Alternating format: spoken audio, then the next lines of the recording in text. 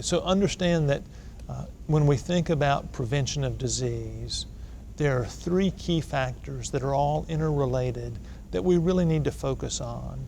We often spend most of our time focusing on what we call the agent, the infecting agent, whether it's a bacteria or it's a virus. We tend to spend a lot of time thinking about the characteristics or attributes of that infecting agent.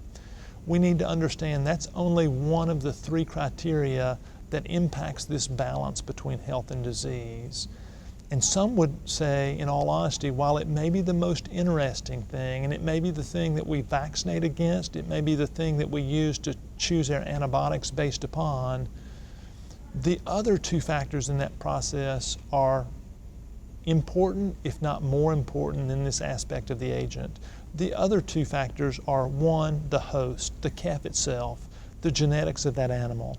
We can choose over time to select genetics that are going to be more resistant to disease. Understand that the characteristics of that calf are going to be critical in this balance between health and disease. And then the third factor in this triad that impact this balance between health and disease is the environment. And of the three, it's very clear that the environment of the animal is the most critical aspect of determining health versus disease. When we talk about environment, we're talking about temperature, humidity, dust, stress. You put a calf in a cattle trailer behind a diesel truck that's going to contaminate the air in the middle of rain and dust and cold.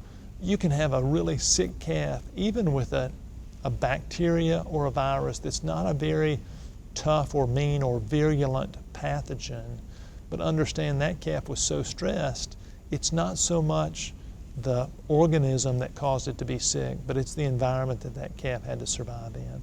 So when you think about the balance between health and disease, you want to think about all three of those.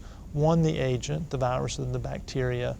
Two, the host, the calf itself, the genetics of that calf, other characteristics of that calf.